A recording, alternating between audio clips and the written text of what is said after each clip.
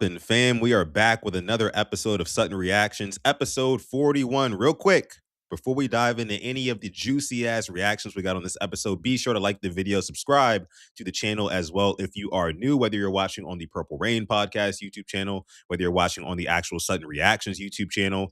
Make sure you subscribe if you have not already. Again, I appreciate each and every one of you guys for coming through, especially the people who catch the live streams. If you don't, and you're part of the hashtag replay gang on this one, what's up? What's up? Shout out to you. Make sure you leave a comment down below with any comments, questions, concerns, whatever you got. If you want to follow along in our Liminal Olympics challenges, do it in the comments. Now, we are a little bit late today. A lot of bit late today, actually, going live. And I have a reason for that. I have a very valid reason, actually. My day was kind of thrown off. I'm not going to lie to you. My day was kind of thrown off today because I did a little bit of an alternative workout, right? Normally my schedule, I'll get up, run some errands and whatnot, go to the gym, then hop on here with you guys. But today I was doing like some outdoor workouts. I was doing some outdoor workouts today, and that's why I'm a little bit late here because it took me a while. I was outside for hours, quite literally hours, right? So, but again, shout out to you guys for joining in on this episode of the show. If you're watching over on X, shout out to you as well. Make sure you go ahead and drop me a follow. Let me see who's here in the live chat. James C13 says, "What up, Flock? What's going on, James?" Stretch 52 says, "Afternoon, peeps. Ravens need to step up SMH." And I guess you're kind of saying that because big news dropped earlier today. As a matter of fact, while I was working out, big news dropped that the Bears traded DJ Moore, Maryland kid. Or you guys don't like when I call these guys kids. So Maryland guy, I didn't mean to say that, but Maryland guy to the Bills. DJ Moore is a Buffalo Bill, right? So now you've got yet another weapon that Josh Allen has to utilize. As you guys can hear Ace say hello in the background here. He says, "What's up?" He says, "What's up?" But yeah, I mean, the excuses are going to continue to dwindle for Josh Allen. I know that first and foremost. Right? Um, I like the prospect of having a DJ Moore who can threaten down the field, who has strong hands. He can be a possession receiver as well. I like what his game brings to Buffalo in terms of his game traveling to, late in the season when it gets cold outside. DJ Moore, I feel like, is a guy who's definitely will still be able to step up in a Josh Allen led offense, especially the way that Josh Allen is able to extend plays with his legs. So I think it's a perfect fit. Don't get me wrong, but again, the excuses for Josh Allen, they're gonna get weaker and weaker and weaker as time goes on. As time goes on. James C says Moore is not worth what they gave up. I actually don't know the details behind that trade. I should probably look into that. Let me look into that really quick. Guys. Let me see. DJ Moore trade. What was the compensation that they gave up? Let me see.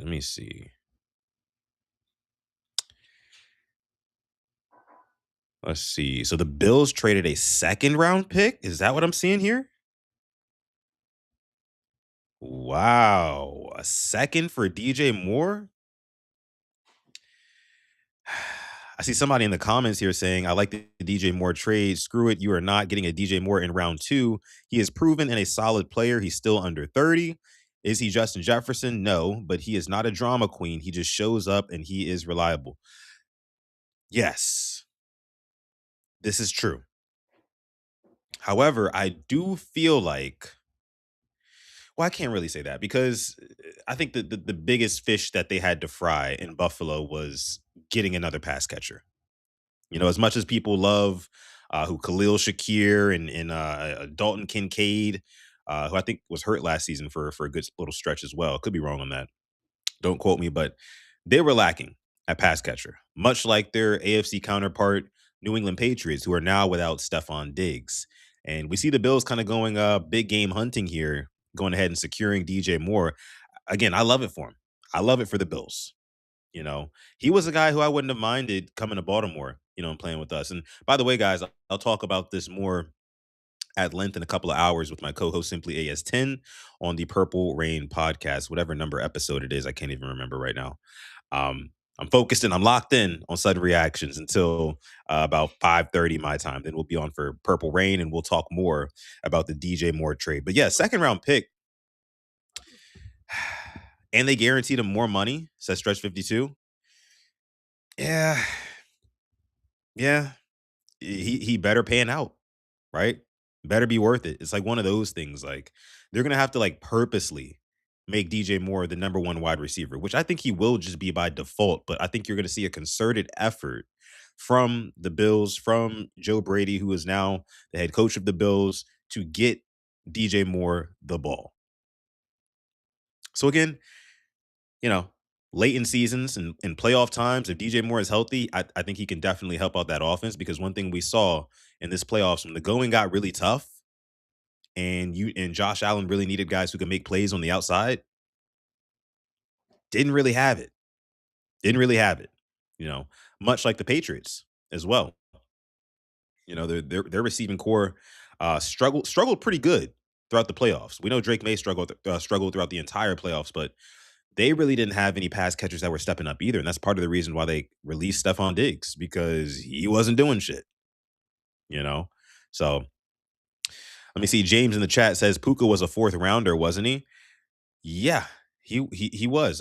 He was third or fourth, one of the two, third or fourth. I mean, but either way, of course, he was the biggest steal of that draft. You know, whether it's third round pick or fourth round pick, he's a top two, top three receiver in this league right now. You know, so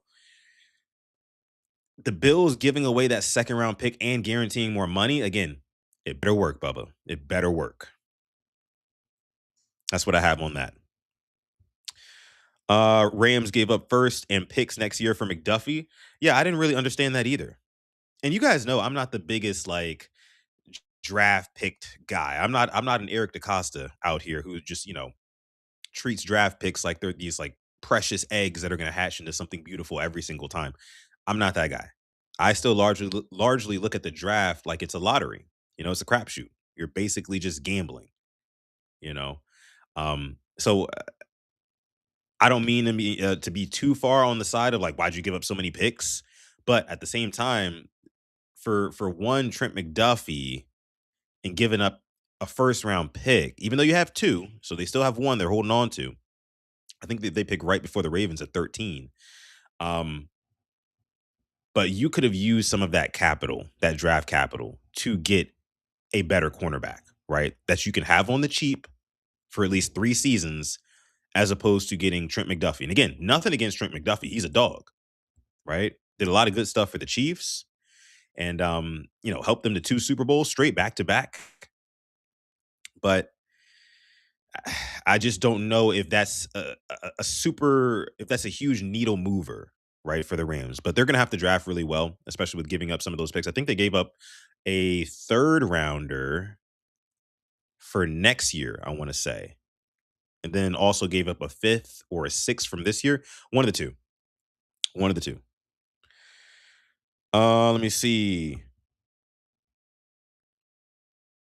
Chiefs will package those picks to move up again since they can't even sign more than pick 9.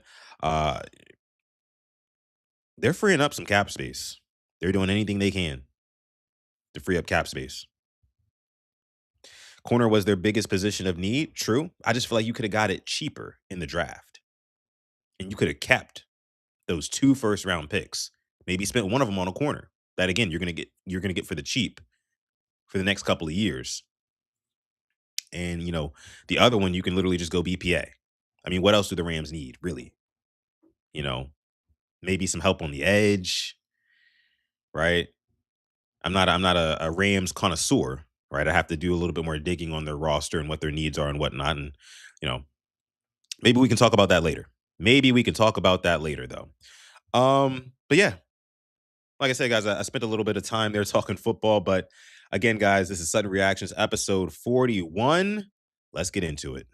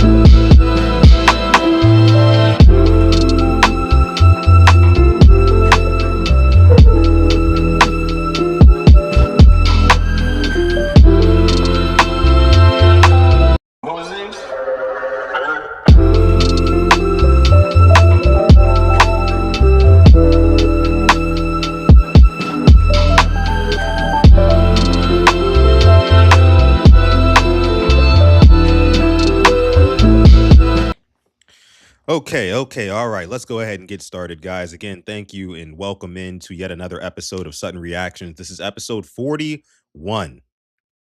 41 of Sudden Reactions. We are getting through these episodes in real time, real quick. That's because I'm doing them most weeks, 4 times a week. So, yeah, I mean, I would assume we get up there pretty quickly, but I'm having a great time. Having a great time doing it with you guys. I appreciate y'all for coming through, rocking out with us through 41 episodes. Let me see what approved this time, Sudden. Oh, so I'm glad you asked. I'm glad you asked, Chris. So here's the thing. Earlier today, your boy was out doing an alternative workout plan than what I normally do. Like I was saying in the before the intro ran, I normally go to the gym and I work out for maybe about 90 minutes or so, hop in the sauna, come home, then hop on here with you guys. Or sometimes I'll go after sudden reactions. But today I was working out with some friends. We did a little outdoor workout at a park, and we were doing a lot. We were doing a lot of hill exercises. And you know what that reminded me of? When I was doing these hill exercises, I mean, I was doing sets of 20 sprints up and down a hill. I was doing lunges up the hill, right? I'm doing broad jumps up the hill. I'm doing a bunch of shit, right? Whole bunch of shit. And I finished with a sled pull up a hill. And I thought to myself, I was thinking, like, you know, who does like sled pulls like pretty famously? Ravens running back Derrick Henry, you know? And so I was like, you know what? I'm gonna go ahead and I'm gonna post this on Twitter. I recorded a video, I posted it on Twitter, and I tagged Derrick Henry, right? Of me doing some hill runs, some hill sprints, weighted with the sled, right? And I told him, hey, look, man. In the tweet, I said, hey, look, let them boys know your boy Sutton is available if Derrick Henry needs a backup, right? And I sent them this video. Let me show you guys. Who wants to fight me? Someone fight. Like, it's 5 times more antibiotic. Who wants to fight me? Someone fight. Like, it's 5 times more antibiotic than testosterone. Like, if testosterone. Who wants to fight me? Someone fight. Like, it's not even. You can't even really see the whole thing here. But you get the point. I added my boy and I let him know. I let our boy Derrick Henry know. Hey, look, if they need me, I'm here. I was running up and down the hill with the sled, and Derrick Henry gave me a little strong arm emoji, right? So I don't know if he's gonna go back to the castle, report to Declan Doyle, and say, "Hey, we need to recruit this Sutton guy." If we're cutting Justice Hill, right, and Rasheen Ali is not gonna be around, he's not the guy. If Keaton Mitchell ends up touching free agency and somebody scoops him up, let's give Sutton a call. Let's give Sutton a call, right? Let's give Sutton a call. Oh man.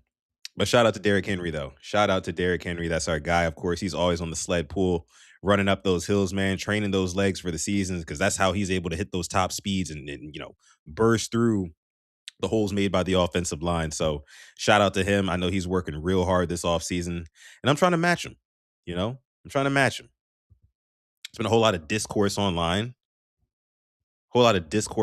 about, you know, men being in shape and not being able to bench 95 pounds or 135 pounds and whatnot. And it's like, oh, how can you talk about sports and claim to be an analyst or a pundit, whatever? You can't even remotely do like a quarter of what these athletes do, like a percentage, like a sliver. You can't even bench 135 pounds. People are saying like all this sort of stuff.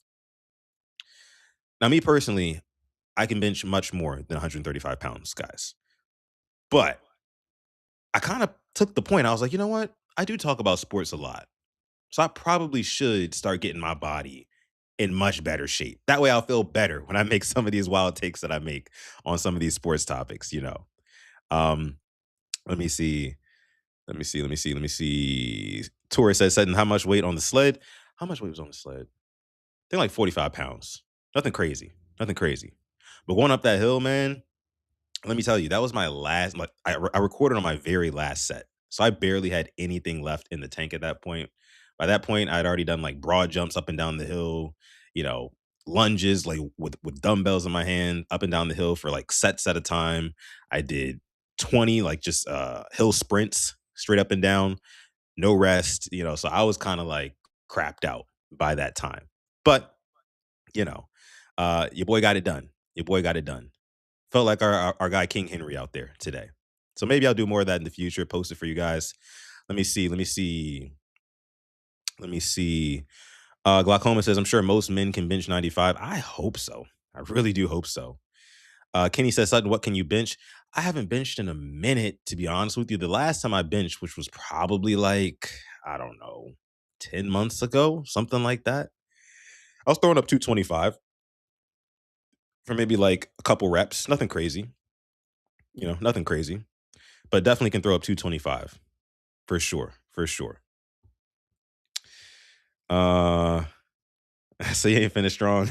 It was tough, bro. She was kicking my ass. I'm not gonna lie to you. Let me see. Let me see.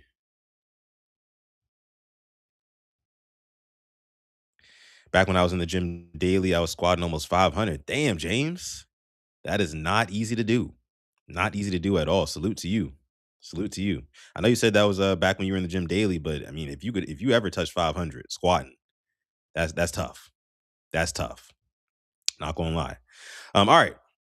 We got 40 people watching live right now. Thank y'all so much for coming through. Let's go ahead and hop into our Liminal Olympics challenge for the day. Again, I can't hold you guys too long on this episode. I'm already starting late. We do have PRP later. We're still running that at normal time and stuff like that. So we got to get started. We got to get started. I'm already 20 minutes in. Haven't even started Liminal Olympics yet. But let's go ahead and get it popping now. You guys know the drill. Y'all know the drill. Let me list our winners for this week. We had a winner on Tuesday, and that was our guy Mike M. Flock Gang. So shout out to him. Clap it up for him. One of our ring winners this week of the Lemon Olympics Challenge. And then we also had yesterday Ashley with a come from behind victory, buzzer beater at the bonus round, right? She was a winner yesterday on our Wednesday episode. So clap it up for her as well.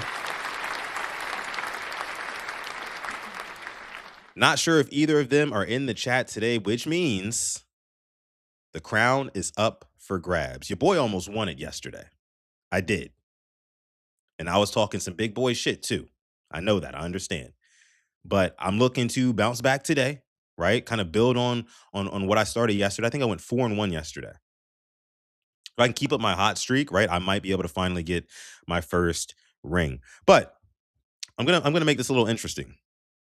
I'm gonna make this a little bit interesting, right? Where my sippers at? Where my sippers at? I haven't done no sippers type of content. And shout out to Coach. That's where I get it from. I haven't done no sippers type of content in a while with y'all. So I'm asking on this Thirsty Thursday, where are my sippers at? Because what I'm going to do, I'm going to make the pledge, and y'all don't have to, but I'm going to make the pledge. Every challenge I get wrong, I'm going to take a shot on stream. Okay, just to make it a little bit more interesting, right? So hopefully it's not a whole lot of, you know what I'm saying? Hopefully it's not a whole lot of that going on, right? But we'll see. We'll see. Herb, what up? Says Sippers Gang. Chris also giving the shout out in the chat as well. Yeah, y'all know what it is. Y'all know what it is. Let's get into it. Let's get into it. So, let me see. Here we go. Here we go.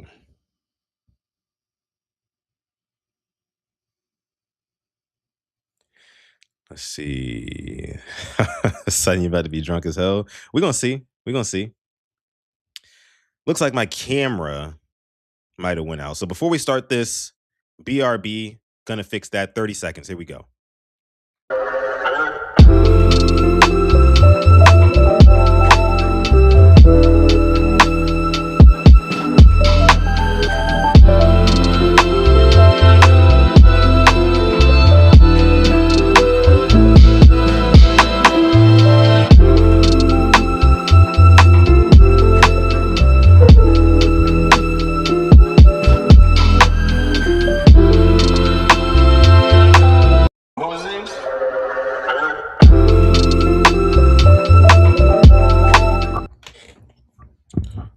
All right.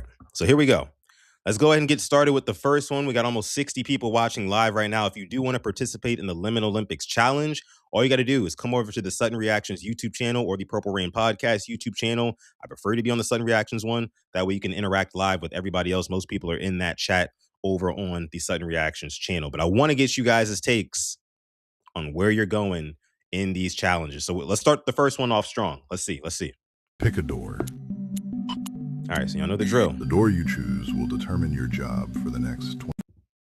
All right, so this is one of those job ones. Determine your job for the next 24 hours.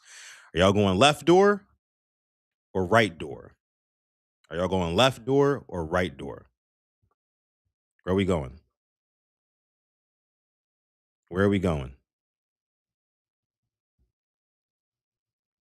Getting drunk. Hopefully not.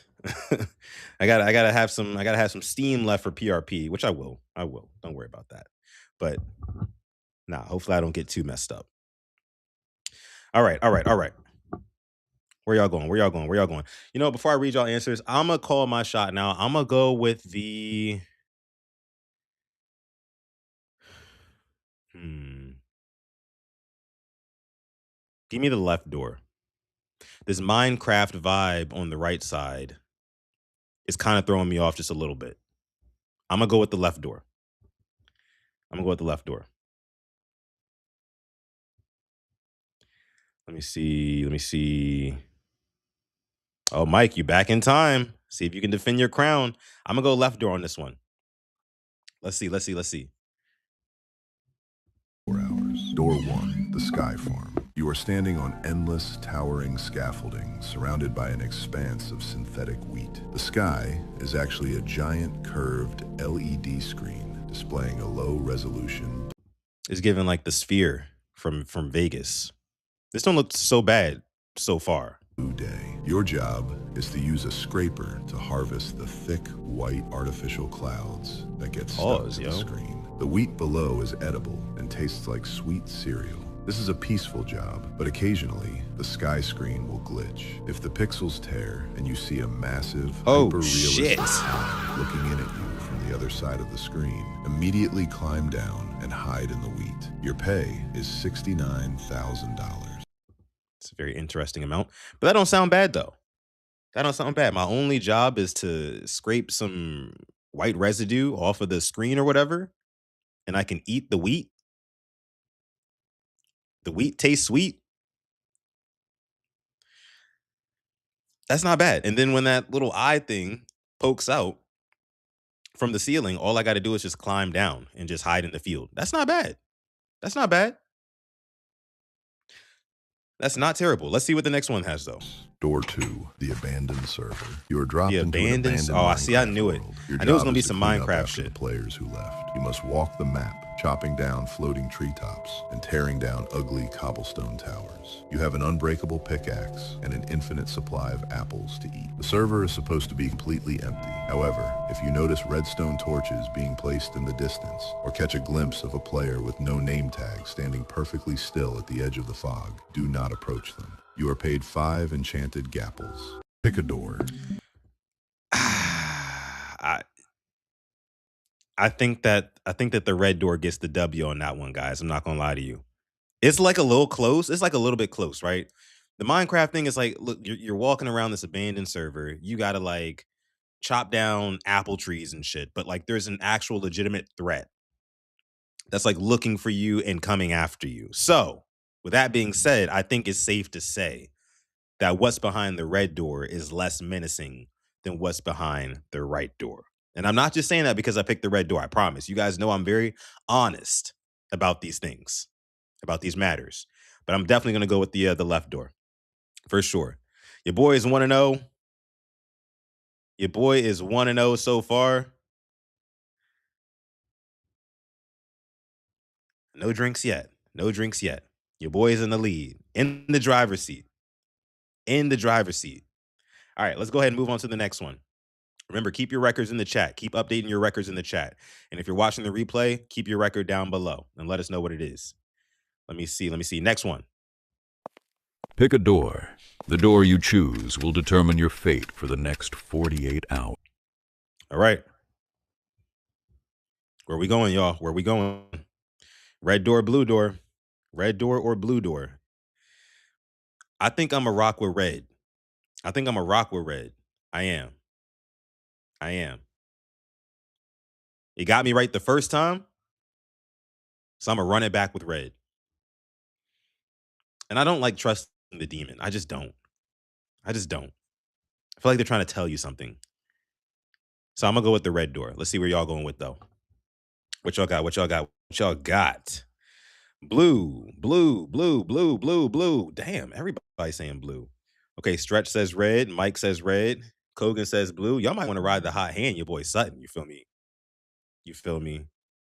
I'm like 5 of my last 6. I know that much. I know that much. I'm kind of riding a hot hand this week, but I'm gonna go red door. Let's see. Let's see where we going. Door 1. The heavenly place. The The second you heavenly step place. in, it feels unreal. Okay. In a good way. Golden light, Okay. soft clouds, Oh white yeah. marble paths. Oh Like yeah. the whole place is glowing. The people here are friendly. Yes, sir. They smile. There are tables everywhere. Endless We snacks. literally in heaven. But y'all. heavens has a rule it doesn't tell you. When the What? light starts to fade, the air changes. The smiles hold a little too long. Night arrives. Whoa. At night, Whoa. everyone changes. They Whoa. become demons. They don't chase like animals.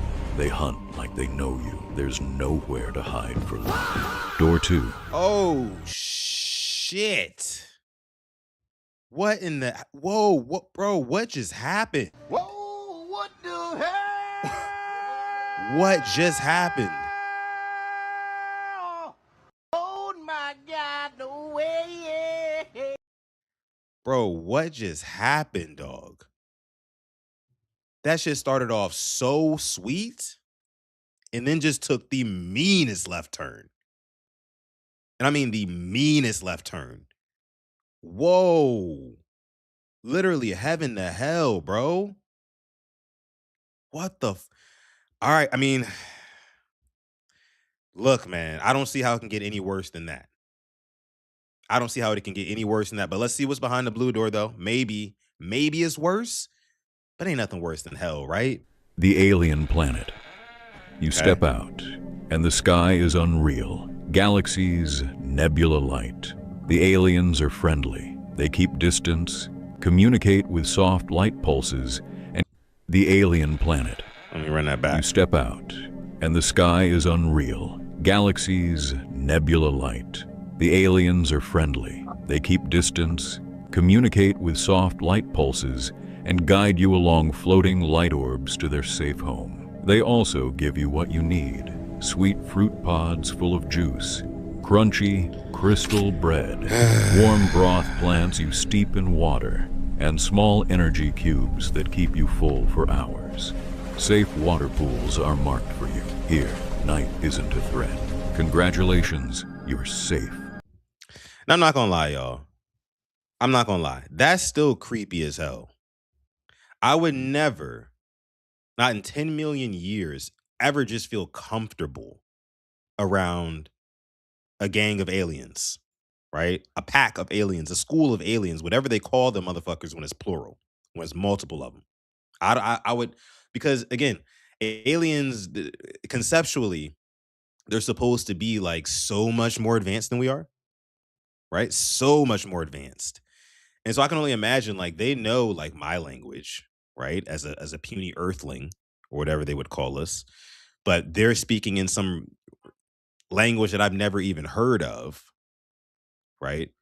They're probably communicating with each other like telepathically. They don't even have to talk, right? And they're just looking at me like some like animal. Literally, they would look at me like I'm like a sheep, like a dumb sheep, and that just wouldn't make me comfortable. That would just make me feel like eventually, like they're just toying with me until my eventual demise. That's what it sounds like. But Owen, I mean, 1-1. Your boy is 1-1. You know, your boy is 1-1. I gotta fulfill my promise. Every loss is a shot.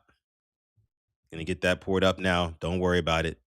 Don't worry about it. I'm gonna keep true to my word. Let me see. What if aliens are actually dumb? That'd be crazy. That'd be crazy.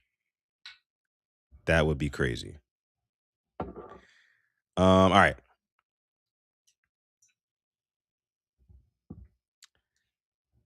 Okay, let me see here.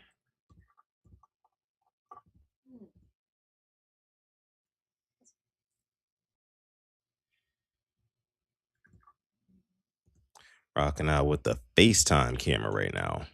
It's all right. All good. All right. But again, keep my promise here. An L's an L. This is for y'all. Oh, there we go.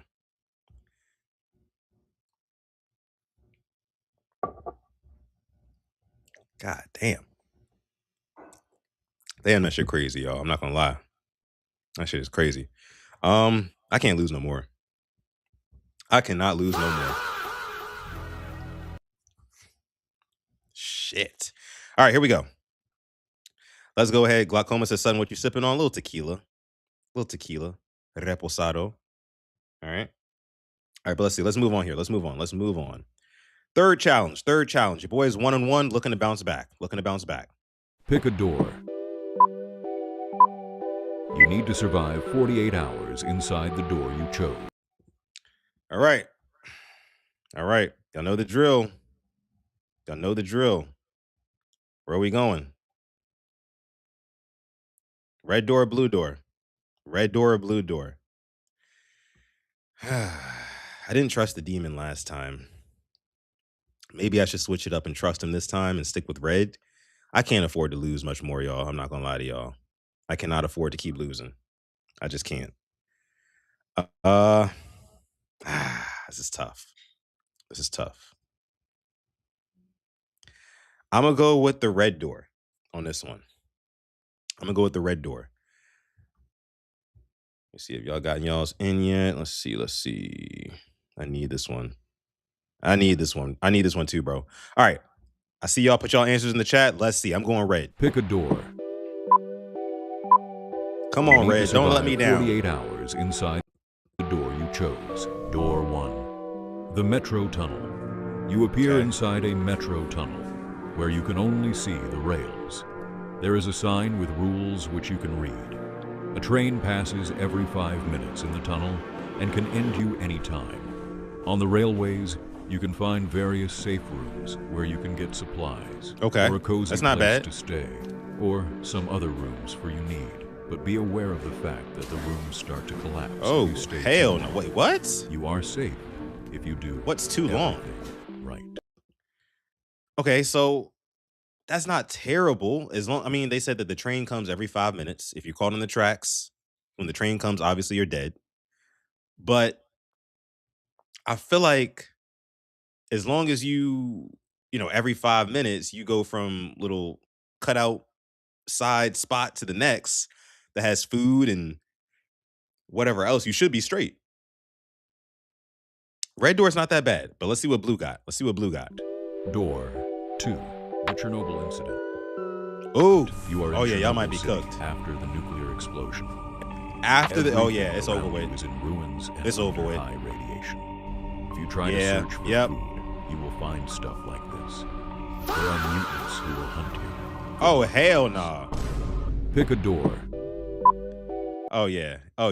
That's easily a W for red door. Red door is not the greatest situation, but blue door, as soon as they said that Chernobyl shit, oh yeah, it's over with. Y'all are cooked, literally, in the literal sense. Anyone who picked the blue door, you are cooked. That radiation is gonna get to you before you can even think about finding food, right? And you're done. And they said the food is like all spoiled, rotten, and of course it's like radiation. Nah. So your boy is 2-1. Your boy is 2-1. Red clutched it. Not gonna lie. Alcohol clouding his judgment? Nah. It's not. So far, look, I'm like Harbaugh. I'm damn good off a loss, right? Whenever the Ravens will lose, 9 times out of 10, a Harbaugh-led Ravens team would bounce back. They wouldn't go 2 losses in a row. So I don't know. Maybe it's the drink. I don't know. But let's see. Your boy 2-1. On my way to my first ring. So let's see. Let's keep it moving, y'all. Let's keep it moving. Remember to keep dropping your records in the chat as we move along here. We got one more until the bonus round. So let's get into this one. Pick a door.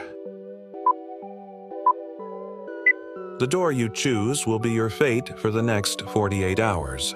Door 1. Christmas coming.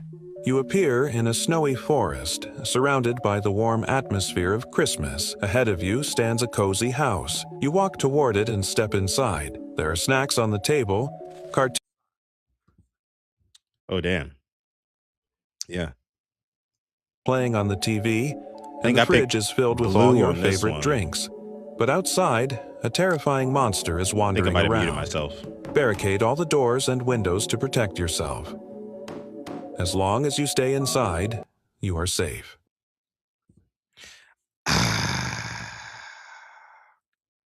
That's rough. That's rough. I'm not gonna lie. Did y'all see that mother? Hold on. Let me show y'all something. Because what I saw, again, I'm sticking with blue door. I think I might have had my mic muted when I said it. That's my bad. Hours. Door 1. Christmas coming. You appear in a snowy forest, See, it don't surrounded seem by that the warm bad. atmosphere of Christmas. It don't seem that bad at first, right? You get this Christmas house, right? You get snacks and whatnot. But at the same time, you got to worry about that motherfucker. That shit is terrifying. Nah, bro. Door 2. Let's see a blue door. Okay, let's see what Family blue door got. reunion. Family You suddenly reunions. find That's what I'm yourself talking. sitting Wait, at hold a on. table surrounded by people who look like Wait a your minute. family. Something feels Okay. wrong. They all stare at you with What feels unnatural wrong? smiles, no matter what you do. Even your parents seem unsettling. To survive here, you must never go to bed, even if they try to persuade you. If you see them praying to a demon, immediately join them. If you don't, they will begin chasing you, and they will do everything they can to kill you. Good luck. Oh, yeah. Pick a door. Nah, that's an L for me. That's an L for your boy. That's an L for your boy. I'm not gonna lie to you. That is an L. 100 times out of 100. Only because, I mean, as long as you stay with the Christmas cabin one, right? As long as you stay inside and you don't look out the window and you board up the doors or the windows or whatever they said, you're straight. But like in this family reunion house, whatever they called it, you're literally around people who look like your family and they worship a demon and you have to worship the demon with them. And if you don't, they'll all try to kill you. Like, and they'll stop at nothing. You also can't go to sleep.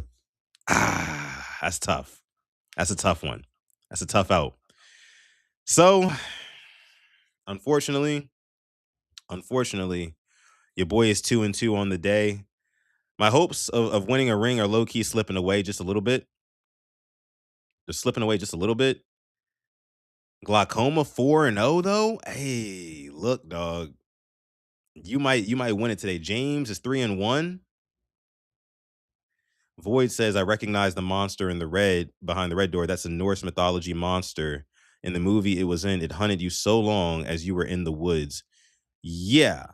I think I do also. I think I'm also familiar with that monster. I've seen it somewhere before. I might have seen it in this movie called you guys ever seen a movie called The Mist? It's like this horror movie, very good movie by the way, where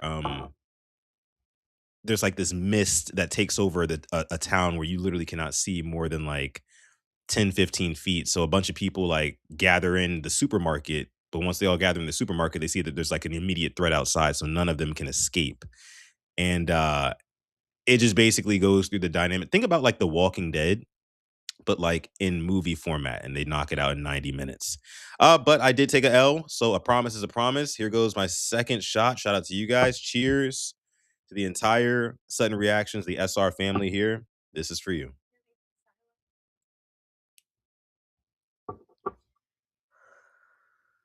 Damn. Damn. That was tough.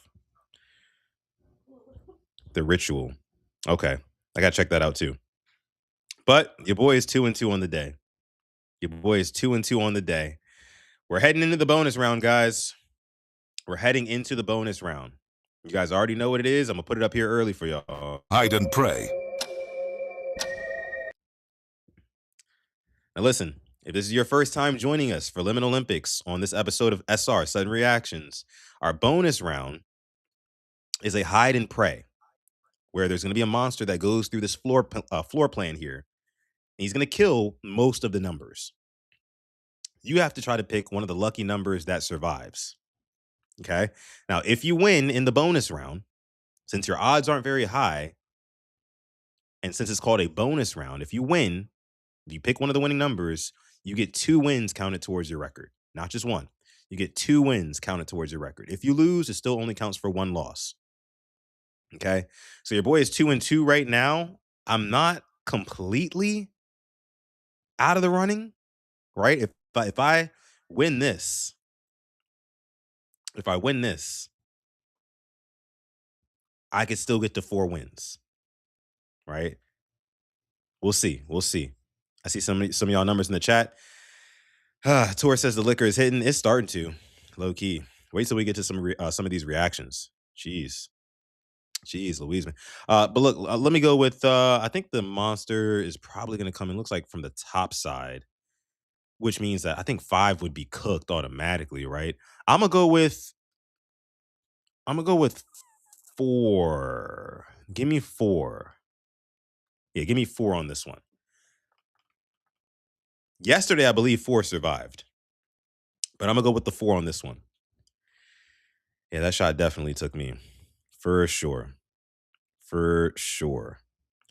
All right, 86 Ghosts, what up? All right, here we go, here we go, here we go. And remember, after, drop your records in the chat.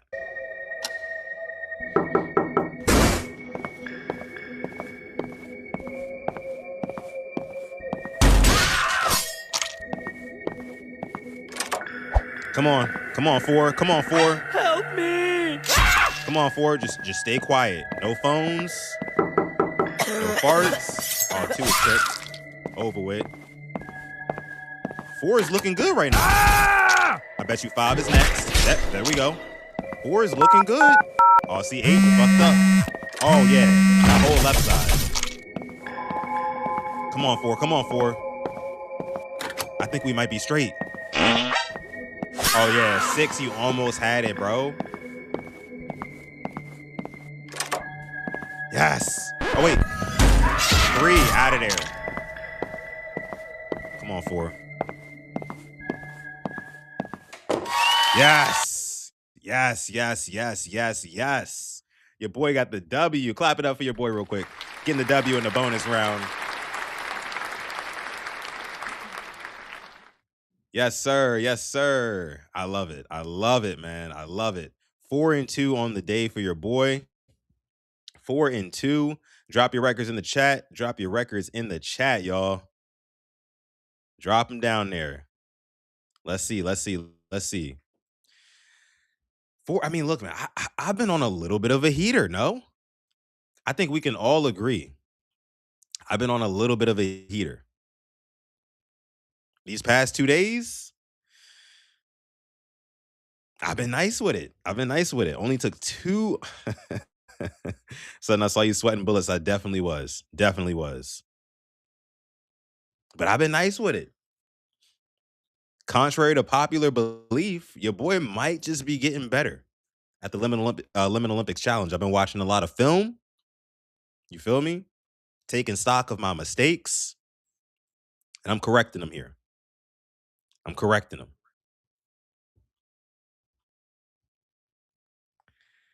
Woo. Said the tequila talking loud. Come on, y'all. Don't do me like that. Don't do me like that. Come on now. Thought we was fam. Let me see. So Kogan's also 4-2. Glaucoma 4-1. Less losses on the day. Okay, okay. Winless today. Damn. No ring equals no heater. Come on, boy. Don't be hating on me like that, man. Come on. Don't be hating on me like that. I be trying. I be trying my hardest. I really do. I really do. Sutton is getting warm in the room. It is. I'm not gonna lie to you. It's definitely getting warm. But I got the fan on, so I'll be straight. I got the fan on, so I'll be all right. I'll be all right. I think that means that our guy Glaucoma, most wins, least losses, right, is the winner on today's challenge. So yeah, shout out to Glaucoma. Um, one less loss I see than our guy Kogan. Shout out to Kogan. Definitely a valiant effort. A valiant effort. But yeah, shout out to our guy Glaucoma on this episode of the show. He is the winner of today's Liminal Olympics challenge. And listen, Glaucoma, as we always say, they might hate on you, but what should you say back? We do not care. We do not care. Shout out Glaucoma, winner of Thursday's Liminal Olympics challenge, y'all. Appreciate it for coming through. Salute to you, brother. Salute to you. Salute to you, brother. Salute to you. So our three winners so far this week, we had Mike M. Flock Gang. We also had Ashley yesterday. And today we have Glaucoma 19X with the W. No back-to-back champions this week. It's a rare thing to do. Not a whole lot of people can do it. Now that I'm thinking about it, I low-key could have done it like today and yesterday. How close I've been, I'm knocking on the door. I am knocking on the door of finally winning my first ring. I feel like the 49ers, right? They've been getting so close over the years, but just can't quite break through. That's me. That's how I feel right now. Let me see. I'm lit. That's crazy. Not yet. Not yet. Not yet. I'm not no lightweight. I'm not a lightweight. Come on. Come on now. Come on now. But all right. This next topic. So let's go ahead and get into some actual reactions here on this episode of the show as we are about 48 minutes in. Again, please be sure to hit that like button, subscribe to the channel as well if you're new, if you're watching over on Kick or Twitch. Salute to you as well. Then I know a lot of you guys are watching on Twitter right now. Shout out to you guys watching over on the good old X. So now I want to get into something a little bit more serious just for a minute, for a few minutes. I'm not going to spend too much time on it, but I feel like I would be remiss if I did not bring up the whole USA versus Iran current war that's going on that was started by the president sometime late last week and bombing over in Iran. And in case you're not well versed on what's going on right now, which you should, here's a little quick video, quickly breaking it down for you in case you're not aware of what's going on between America and the Middle East right now. Quick video about the United States versus Iran. When I say we're going quick, so you got to listen closely. First things first, the United States would never, ever, ever defeat Iran in a war. Why, you ask? Great question. You see, the United States has the greatest military this world has ever seen, but if you fight an opponent that doesn't give up, then how can you win? Just take what happened in the Vietnam War, for example. The United States threw everything they had at Vietnam. The United States said, whoa, now that's America. North Vietnam, y'all give up? They said, nah, we just gonna chill in the forest. The United States said, what? Y'all saw like the helicopters and all that? They said, yeah, but we just gonna chill out here in the forest. Basically the same thing would happen with Iran and its vast mountain region. The four-star generals have come out and said the same thing, historians, blah, blah. So what is Donald Trump doing in Iran? He surely knows this. Well, Donald Trump is making a gamble, a terrifying gamble, and the world has a problem because of it. You see, the United States economy runs on oil. It could literally collapse tomorrow, rise tomorrow, all dependent on oil. Iran controls a place called the Strait of Hormuz. A big amount of the world's oil flows through here, meaning Iran has a lot of power over the world's oil. I think like 80% of Japan's oil flows through the Strait of Hormuz. That's why, side note, people say that World War III would start if this conflict gets a little too messy, because the world is so interwoven together nowadays that if Iran were to close this little strait right here, because it's getting messed with from the United States, Japan would literally run out of oil in 8 months. The entire Middle East, which real quick is absolutely insane that like so much of the world revolves around this little strait here in the Persian Gulf. The Strait of Hormuz, right? So many exports, oil exports, and not just oil. I mean, a lot of other things come through this little strait right here and flows out to the rest of the world on boats. If this Strait of Hormuz is bottlenecked. Whether that be by, you know, people in Iran sabotaging boats that are trying to get across to get exports out, oil out, clothing products, anything really. Also, if there's just, I've heard as well the insurance companies that back some of the boats that go through this strait, knowing that there's so much conflict there right now, the insurance companies aren't backing these boats, which is kind of like a soft closure. Like they're not even sending the boats out because they know that something might happen to them since there's so much conflict in this area. It's crazy. It's crazy. And when I learned how much oil, gets shipped through this little gulf right here, I just, it's wild how the world works. But let me let him finish here. Middle East run out of food, water, because all their food and water comes through this little strait. So many countries might be forced to take action to protect their livelihoods, even though they don't want to. So the entire world is looking at the United States like, what are you doing? Iran is saying the same thing. They don't want to go to war. Their food and water comes through here. Their economy runs through here too. They're looking at the United States with the rest of the world like, what are you doing? The United States said, well, we don't know. We have no idea. It's him. You see, Donald Trump has a different plan in mind. Now, the simple version is Donald Trump would love regime change, right? Because Iran, again, has lots of power over the world's global economy, over the United States economy, very friendly with China, Russia, United States, Israel, Saudi Arabia would like a new leader that is more friendly towards them. And here's where things start to get wicked. Donald Trump's plan is basically, all right, let's just show the United States military might. Boom, boom, boom, strike, strike, strike. That's why he took out Iran's leader so quickly. Basically, so we can come at you anytime, any place. You better just listen to what we say. But that didn't work. That just pissed off the Iranian people. Iran struck back at U.S. bases in the area. So this is why this is such a gamble.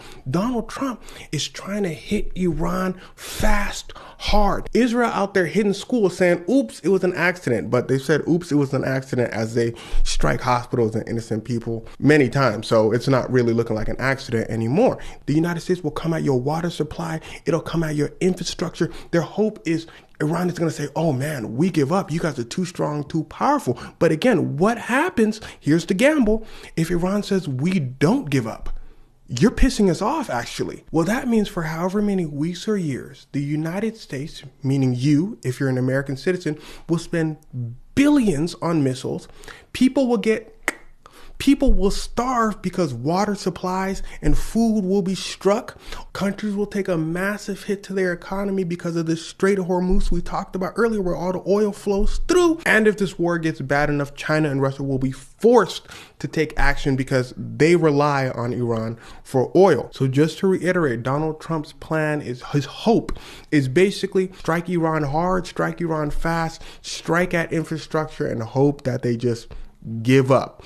But historians, Donald Trump's 4-star generals, history has told us Iran's not going to give up. People aren't as weak as Donald Trump seems to be thinking they are mentally. And side note, for the people that may have been worried that Iran is going to strike the United States directly, Iran would never do that. For one, they understand that they're at war with Donald Trump's regime, not the American people. For two, they need the American people on their side so the American people can change the Trump regime for somebody that actually understands what's going on in the world. And for three, the United States is just too far. So at the end of the day, again, Donald Trump's gamble won't work. So if you weren't versed in what's going on in the world when it comes to this US versus Iran war that was started on February 28th, when Trump decided to bomb parts of Iran. Now, basically, in a nutshell, I mean, of course, as we know, the United States has been beefing with Iran since literally the mid 1900s, like 1950, 1953, I think was the exact year that it like all popped off, like ground zero. USA stopped messing with Iran. Iran definitely stopped messing with the United States. And the reason for that is actually very just like, it's very on brand for America, what they did. Like what happened back in 1953 is very on brand for the United States of America. And I'll get to that in a second. But basically, again, what's going on here is that, Iran doesn't trust the United States. And Iran knows that with this Strait of Hormuz, little part in the Gulf where so many barrels of oil per day get shipped through. and basically feed the world oil. And as we know, we all need oil for most notably like our cars, our heavy machinery, things like that. It literally makes the world go round. You know, since we bombed Iran, Iran's basically saying, okay, now we're pissed off. You killed a bunch of our leaders. We're going to shut down the strait here and cut off everybody's oil supply, you know? And the people, like the guy said in the video, who would be impacted first and foremost are people in Japan, because Japan gets around like 80 to 90% of its oil straight out of that Strait of Hormuz. Now, what a lot of people are thinking, like, oh, this is just going to raise gas prices for Americans because, you know, they're holding up oil, which is true.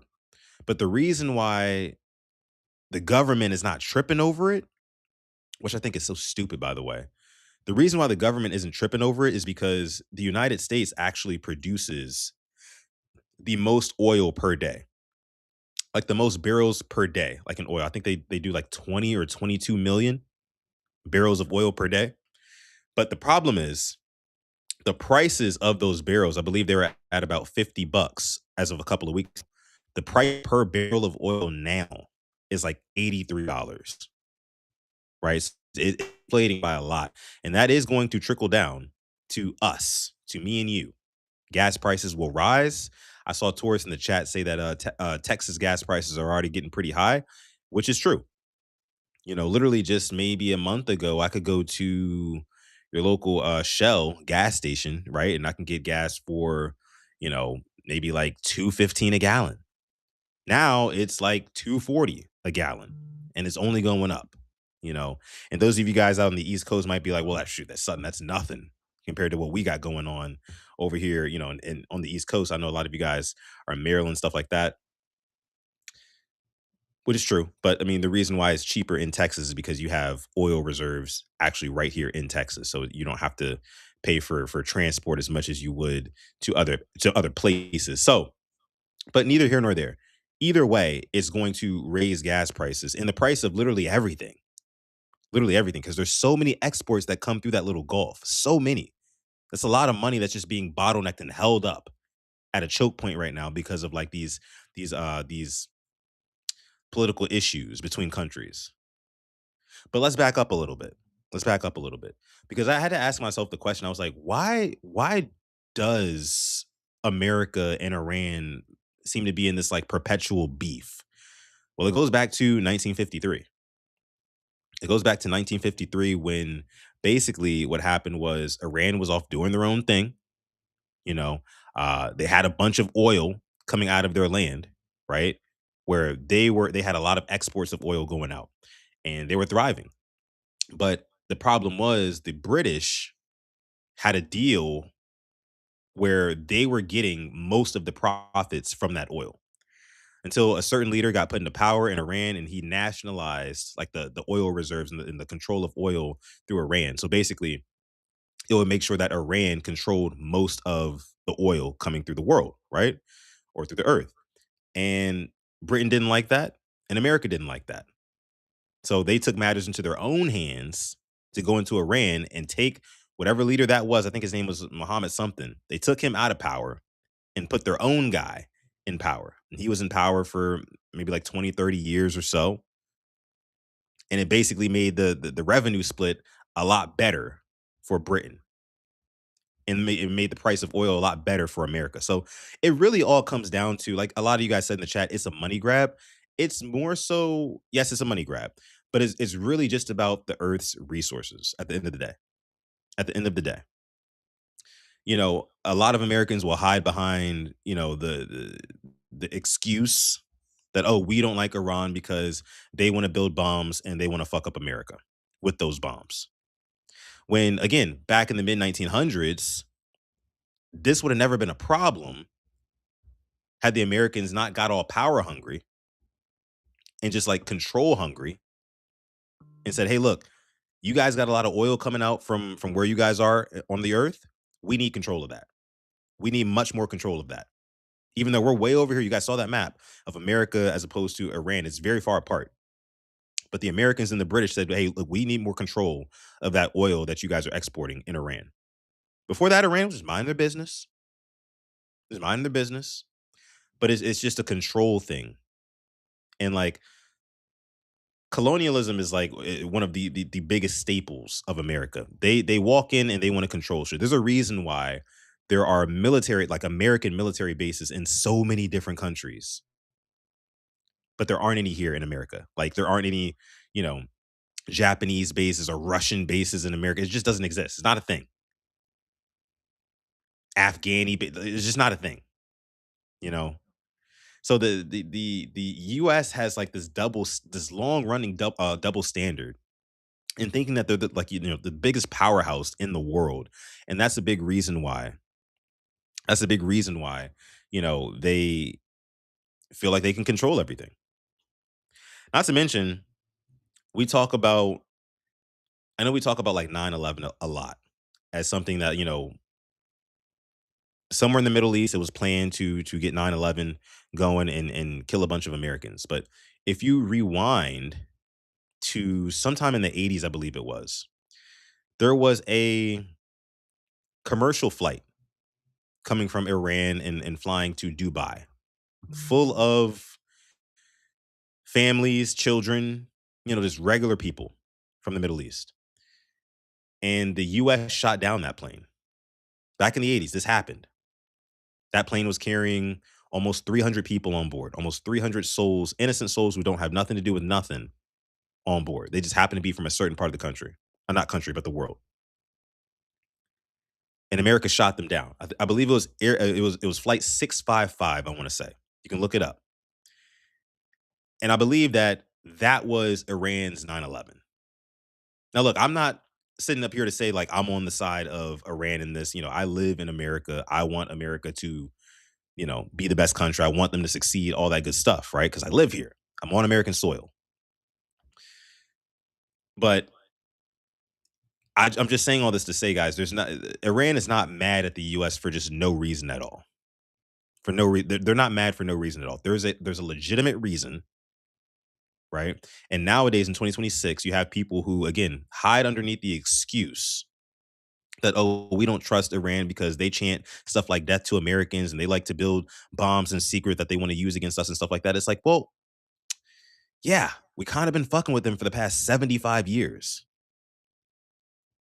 Plus, like 75 years plus. I'm sure they're probably sick of our shit. So listen, if it were me, leave them people alone. Right. And I get it. They want the best interest for America. We got to make sure that the global economy works for works for Americans first. All that cool. I get it. But if it's going to constantly put us in an adversarial state with other nations, how much is it really worth it? You know what I mean? That's what I think.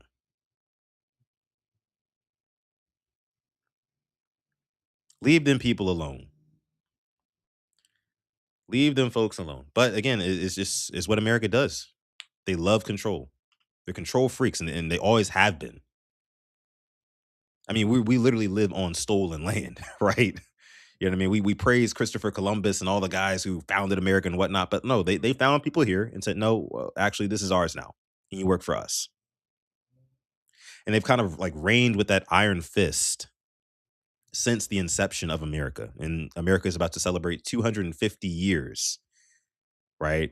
It's America's 250th birthday on this year's July 4th. So just keep that stuff in mind that, like, while they will try to sell to you that America is the greatest nation on earth, and while like pound for pound, maybe that there's some validity to that because of just like the security here and, you know, whatever you think of the American dream in 2026, whatever, there are good things about residing in the US of A. It affords us a lot of different opportunities. Like I'm sure if I lived in certain countries, I wouldn't be able to get up here on a podcast at 3 o'clock in the evening and talk to you guys. I'd probably be worried about other shit, right? But America does afford some of those freedoms, I guess you could say. But again, it's always important to know that there is a lot of blood on the hands of this country. And that's why other countries don't mess with us. Just saying. America invades for the smallest reasons. Yeah, because they want to control. They want to control. Let me see here.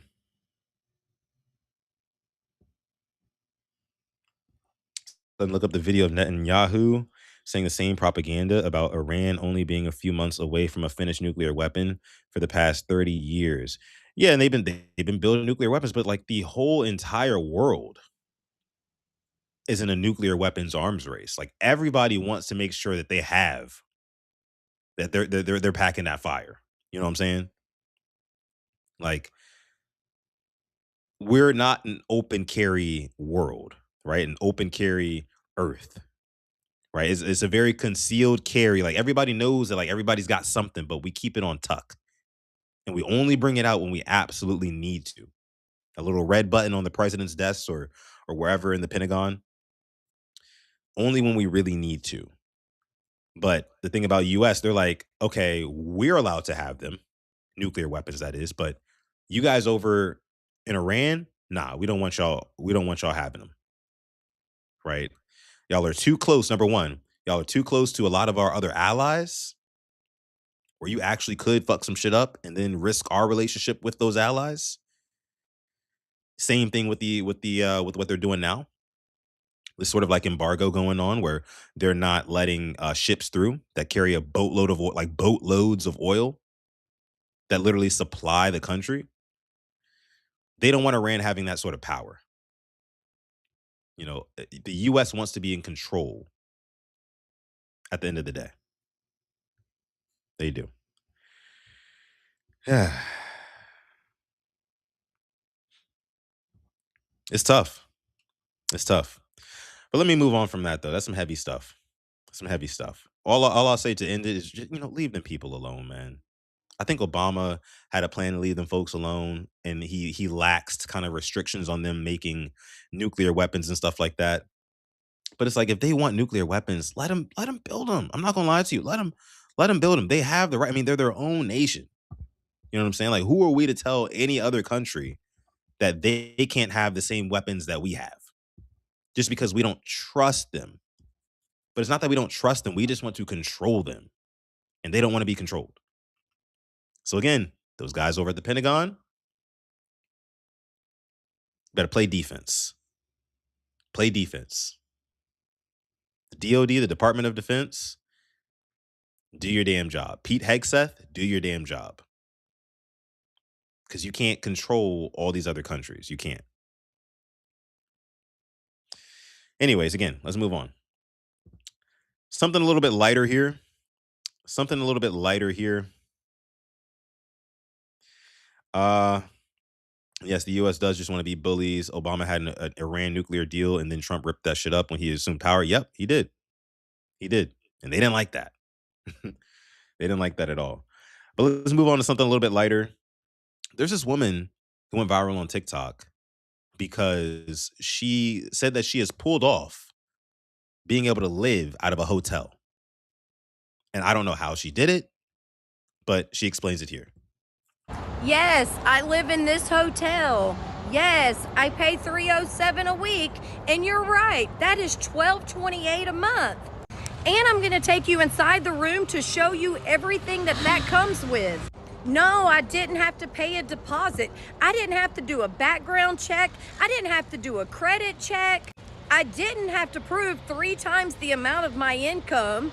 I didn't even have to worry about getting my own utilities turned on, including Wi-Fi and trash service.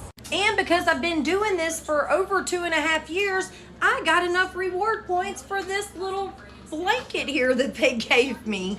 Yes, I can cook. There's 2 eyes on the stove. It don't have an oven, but I have a toaster oven. Looking to upgrade that one, and I brought the toaster. Real quick, chat, is this it? You feel me? Like, I low-key feel like she's cooking here. Just a little bit. Because you think about it, like, rent prices are so high nowadays. And I would love to know what state and what city she's in. You know? Because if she's in, like, I don't know, deep Michigan or like South Dakota or like Wyoming, this might make a little bit more sense. I know she's not in no like big major city or nothing. It can't be, or not even adjacent to a big major city. No way at all. Because there's no way that she'd be able to pay. I think she said it was $307 a week. $307 a week, and she said it was like 12.20 a month. So, and in a hotel, you're basically paying for, I believe she has what, 2 beds? I can't remember. I think, let me see. Also the microwave, and of course I had to bring our coffee pot. We've only been back in. She got this host set up kind of nice though. It's set up kind of nice. I'm not gonna lie to y'all. It's set up kind of nice. I mean, she got, a little entertainment center over here, right? She got a little dining room right here. Really all you need. You don't need much. You don't need much to survive. It looked like she's low key. She ain't living too bad, obviously. She said she's been doing it for what, 2.5 years, I want to say, which is kind of crazy. Let's keep watching though. In this one for 2 days, so don't pay attention to the mess. But we come in, I give them all of their stuff, and I replace it with ours. I'll be doing a more updated video to show y'all once we get the rest of our stuff in. And yes, I can receive my mail and packages here too. Oh, that's kind of clutch. I'm not gonna lie. She can receive packages there. That's kind of clutch. No, this isn't for everyone. It works for us. It works for me. Oh, also we have a refrigerator. Some of y'all asked that as well. Life isn't always perfect. Some of us have a little bit harder times in life. We take different roads that wasn't always great. Some that had roundabouts, but at the end of the day, it's not about what you get. It's about appreciating what you got. And She's spitting though. She's spitting. I am happy with my life. With that being said, y'all like, share, and follow. I'm going to be showing y'all the whole process and telling y'all more and more about hotel living. All right. So you heard it there from this lady. She says that she lives out of a hotel. Could you guys do it? Would you guys do it? Is this smart? You know what I mean? I mean, I think just first and foremost, the fact that this hotel is allowing her to do it is like kind of crazy to me. Kind of crazy to me. Because let me actually restart this video just for the one time, because I think I might have missed where she said some very important information. Proof. Have to do a back. Have to do a. Yes, I live in this hotel. Yes, I pay $307 a week, and you're right. That is $12.28 a month. And I'm gonna take you inside the room to show you everything that comes with. Yeah, so 307 a week, right? 307 divided by 7 days out of the week. That's $43.85 per day. Right? Which is like definitely low end hotel. So already I'm questioning what part of the country this woman is living in. It's got to be somewhere in the Midwest. It's got to be somewhere where shit's not popping, right? Not a lot of tourists at all, not high demand for these rooms. And they would probably jump at, a woman or just anybody willing to consistently pay $1,200+ a month just to stay in a hotel room. That's what it really sounds like. Because in no major city, are you going to get a hotel room for $43 a night. It's just not going to happen. And I know it's not like the best like living situation she's got going on. I'll let the video keep running on mute here. But let me see what you guys are saying in the chat. Mike says, looks like an extended stay place. Chris M says it's an extended stay. That's what it's made for. Yeah, I mean, but like for $43 a day, though, you would think that they would charge like a premium for somebody who wants to literally like lock down, block off completely one of your rooms. There's value in that. And you're getting all of these amenities included, right? I mean, you're getting water, trash, Wi-Fi, you know what I mean? And not to mention, I mean, I don't know, and I don't know if in extended stays, do they still give you like the room service where they bring stuff up to your room, or is it just more so like, hey, look, you signed up for extended stay, you got to fend for yourself? But still, even if the amenities are paid for 300 a week, it ain't bad. It ain't bad. James says, Sutton, do you not hear her accent? She's further south, broski. I mean, okay, so like where are you thinking? Like, you think she's in like, I don't know, Alabama? Is she in Georgia? You know what I'm saying? Is she in Florida somewhere? Which in Florida, no way. No way. It either have to be like Alabama or Georgia or like somewhere in like Louisiana that's not popping. Drop it in the chat, I guess, where you think this woman is from. 86 Ghost says in Maryland, some people trying to get 1,300 for a bedroom with a shared kitchen and bathroom. Yeah. So I mean, for a bedroom with a shared kitchen and bathroom. I mean, you might as well just be a studio at that point. No, might as well. Let me see. Motel 6. That's something. If it was a motel, it would be a little bit more understandable. But if this is like an actual hotel, I wish you would have dropped the name of the hotel or just the city, right? Chris M says, nope, that's how they get out of town contractors to stay there. That's a good point. That's a good point. Because I guess if you're working on a contract, you're going to be somewhere for a couple of months or whatever. But she says she's been doing this for 2.5 years. So like, are there limits? You know what I'm saying? Like if I'm a hotel that offers extended stay, right? And you want to sign up for extended stay, okay, you can sign up for extended stay, but like for me, 6 months would be my limit. Like there would be like low key like a little lease agreement. You know what I mean? Like, hey, do you plan on staying over or under 6 months here? If it's over, okay, clearly you plan to live here because most contracts aren't lasting that long. Not saying all of them, but I would assume most aren't lasting that long. Most last like maybe like a quarter of the year, so like 3 months. You know, but if you're gonna stay over 6 months, then you gotta pay a higher rate. You just got to. Because if we can never turn this room or like flip this room and sell it to anybody else, so we can never go up on price on you, right? Based off of your rate from day one. I don't know. If I was a business owner, I would have to do something about that. 1,200 ain't getting you shit in Florida. You're right about that. Damn right. Water's cheap. It's the electric that tear you up. So in the extended stay places, do they make you pay the electric? Because didn't she mention that her electric is like she doesn't have to pay for that? Let me see. Let me see. One more time. One more time. Week, and you're right, that is $12.28 a month. And I'm gonna take you inside the room to show you everything that comes with. No, I didn't have to pay a deposit. I didn't have to do a background check. I didn't have to do a credit check. I didn't have to prove 3 times the amount of my income.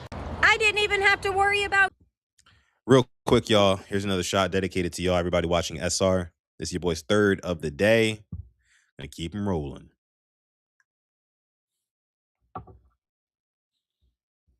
Woo! All right, here we go. About getting my own utilities turned on, including Wi-Fi and trash service. And because I've been doing this for over 2.5. Well, she didn't mention electricity. She didn't mention electricity. See, it's like you don't pay additional bills at all, like you guys are saying here. Spending more money than making staying at a hotel. I wonder what she does for a living too. That'd be interesting to know. Sure would. Before we move on from this, though, let me see what else you guys are saying here in the chat. Let me see. Let me see. A 1 bedroom, 1 bath in South Florida is very close to $2,000 a month now. Yeah, that's wild, my guy. Tora says 1,200 is a furnished apartment in Texas. He's not lying. He is not lying at all. It's kind of sweet. It's kind of sweet down here. Not gonna lie to you. Maybe that has to do with the oil and whatnot. You know, I think it's like Texas, North Dakota, and like Wyoming, maybe, where America produces a lot of its oil. I think it's something like that, but I know Texas for sure. And it has a trickle down effect to a lot of things, you know. But here we go.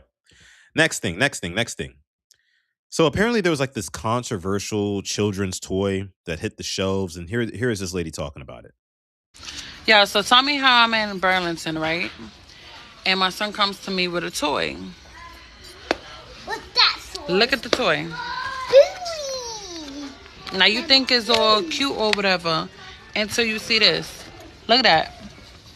Why? Look.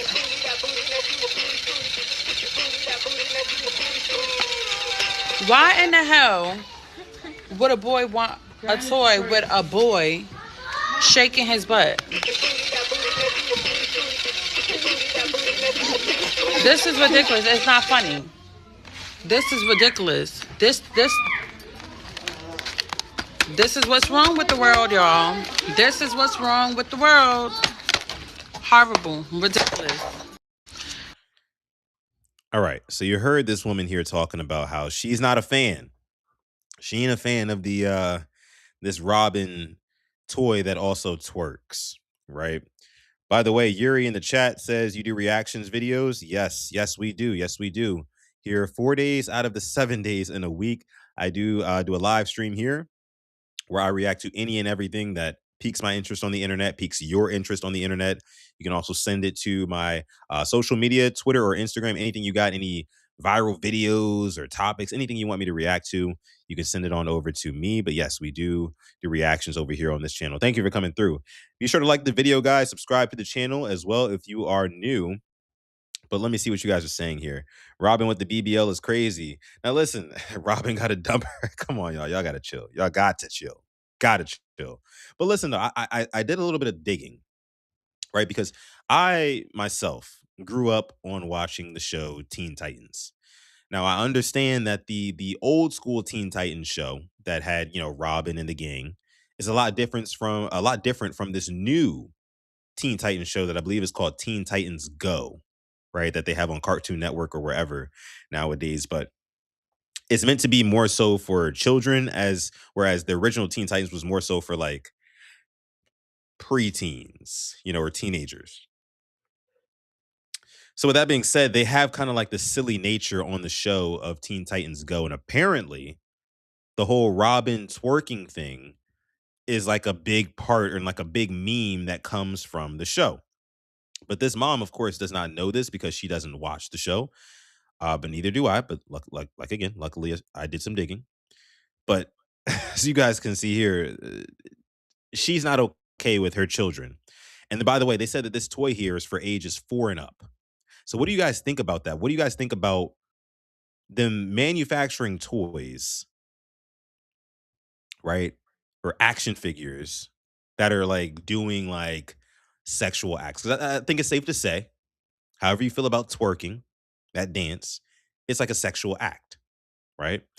So how do y'all feel about them putting toys in the store now? Toys in the store that kind of mimic this thing. I don't think it's good. I think like not everything is for everybody, and not everything, especially not everything is for children. There's just certain things that I feel like should be reserved from children until they reach adulthood. And there's a lot of things, right? I mean, we have, you know, alcohol, we have tobacco, we have, you know, in a lot of states like marijuana and other recreational things that you can do when you're an adult. But when you're a kid, we like to hide our kids from that to maintain their innocence for as long as possible. And as harmless as this might be in the grand scheme and you know, not even the grand scheme of things, as harmless as this might be on the surface, right? You just see Robin twerking on screen is a big part of the show. Apparently, it's a meme that kids really ate up, but one thing can lead to the next real quick. I'll just say that. I'll just say that. And if we're going to protect the innocence of children, I do think that we should protect the innocence of children all around and not allow them to be exposed to sexual acts, even if it's just like in jest, in fun. This is supposed to be like fun. And I know you guys are looking at me like, bro, you're a Debbie Downer, right? It's just an action figure toy. It's Robin twerking. But it's like at the end of the day, your kids are very impressionable. And they said that this is for kids age 4 and up. Around that age, I mean, kids are literally just sponges. So if you have your little boys or little girls, even, either one, either gender, playing with this type of toy and mimicking this type of move at home, at daycare, in school. Now they want to record themselves doing it on social media and things like that. If we're going to protect the kids, protect the kids. That's all I'll say. And I think my guy Ace agrees. He agrees. Let me see what y'all saying here in the chat, though. Glaucoma says, nah, a twerking toy for a little kid is a bit odd. That's true. Twerk says, no different than Tickle Me Elmo. Nah, bro. Nah, that ain't the same. That ain't the same. You tickle tickle tits. No shots kicking in, y'all. You tickle kids, like children, all the time. Like, that's not like a taboo thing, right? We don't associate tickling with like sex. We just don't. But we do associate twerking with sex and lust. You don't associate tickling with lust unless you're like Jeffrey Epstein or somebody, which, again, a whole nother rabbit hole for a whole nother day. But hell nah, not the same, bro. Not the same, bro. Are we talking about BBLs in the chat? Oh, man. It's like the Breadwinners on Nickelodeon. They have a bunch of twerking for no reason. I've never heard of that. The Breadwinners. Never heard of that. Tori says she mad the toy do what she do and the kid with his dad. That's crazy. The context is the Teen Titans Go episode. Yeah, I know. It's from an actual episode of Teen Titans Go for sure. But like, are the masses gonna know that? Are like mom and dads across the world gonna know that and like go and like pick this toy up off the shelves and be like, oh, this is cool, and want to bring that home to their kids? I don't think so.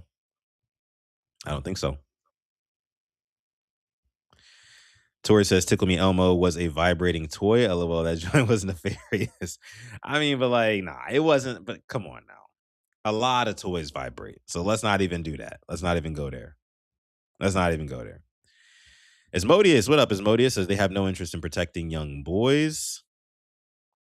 Yeah, I think it definitely impacts the boys. I think I don't even want to necessarily say in a bigger way, because again, at that age, it makes no difference. Boy, girl, they shouldn't be seeing or mimicking that type of behavior, because we all know as adults what it really means, right? It's like your kid walking around the house using a swear word.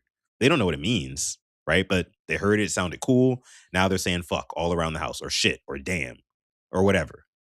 Bitch, whatever. YouTube, don't strike me down. But it's the same thing. It's the same thing. You're doing adult shit as a child.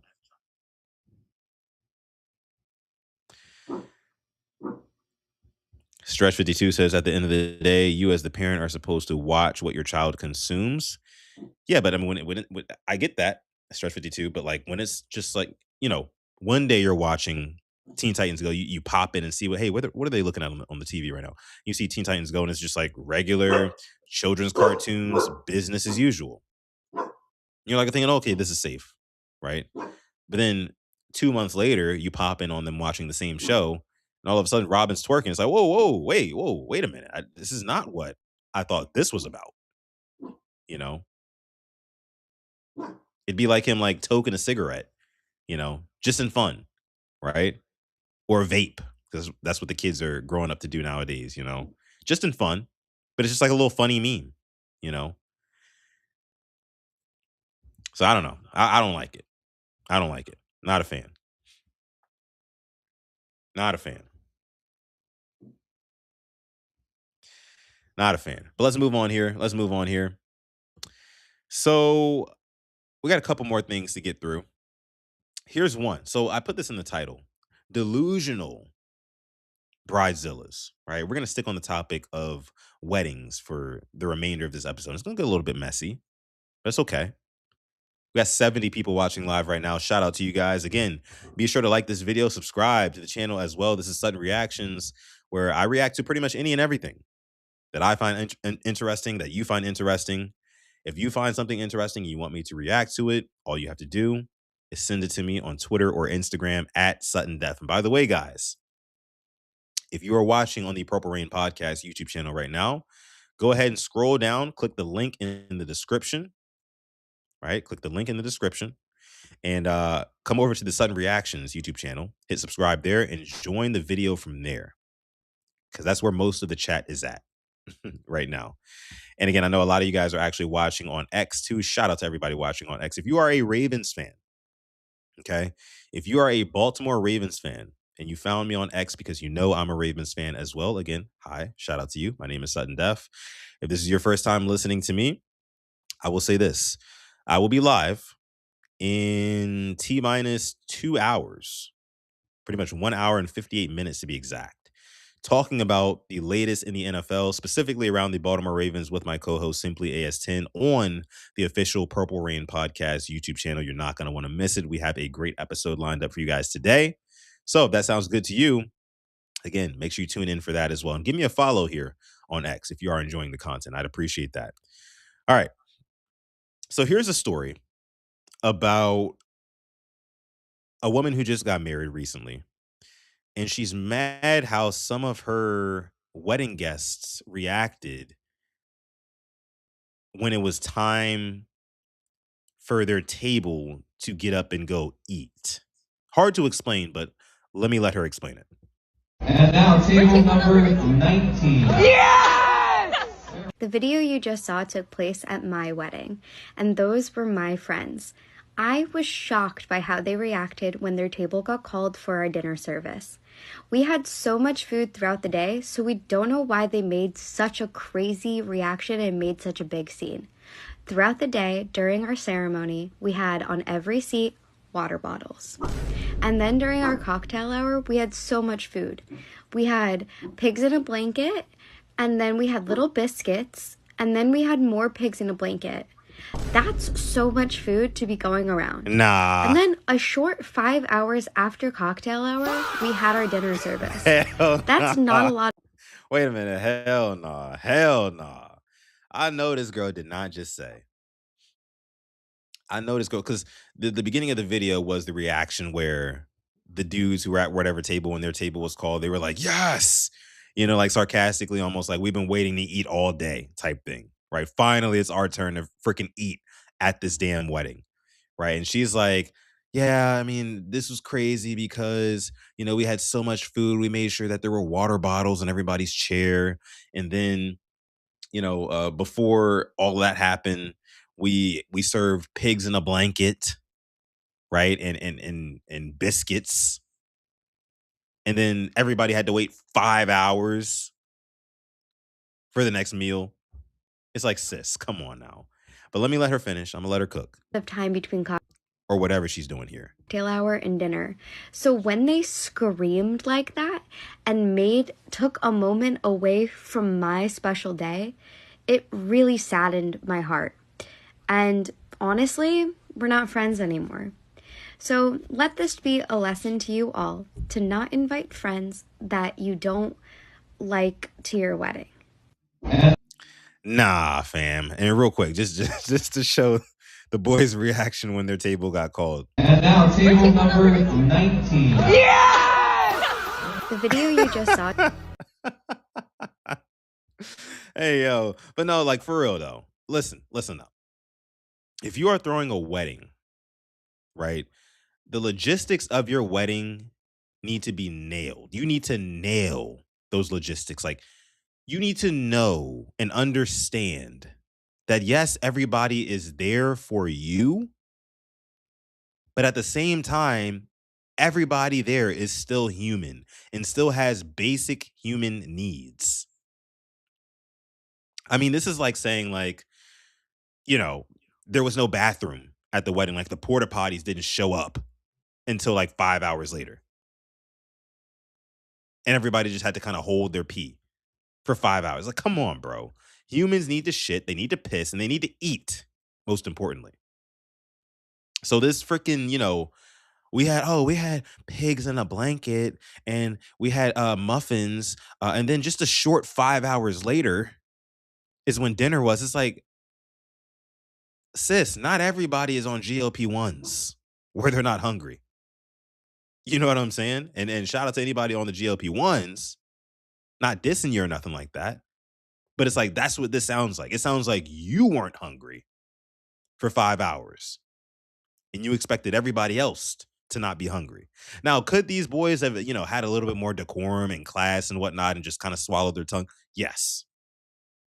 But you also did say that cocktails and drinks were flowing. So you can't have the best of both worlds. You can't invite me somewhere where there's just alcohol and very little food. That's a recipe for people acting a fool at your event. It's a recipe for it.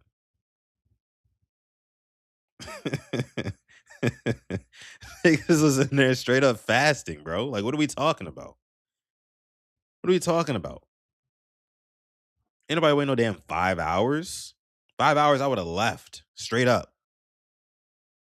Now, I'd have made a statement. I'd have DoorDashed some pizza in like the middle of the event. Like 2 hours after this whole pigs and blankets shenanigans, I'd have ordered like 5, 6, 7 boxes of pizza just to make a statement like, hey, look, you're not taking care of your guests like you should. You expected people to go 5 hours with because what are pigs in a blanket? I mean, it's like bacon wrapped, whatever. You know what I'm saying? You expected us to go 5 hours with appetizers and muffins. Nope, I'm ordering pizza. And when you see the pizza pull up, nope, none of it's for you. Obviously, you're not hungry. Obviously, you're good, right? You're all set. Nerves just got you going throughout the day. That's your fuel. That's your energy. Not all of us are getting married. Not all of us have all the adrenaline in the world right now, and we can't even think about our hunger. You know what I'm saying? Like, nah. Hell no. Absolutely not. Absolutely not.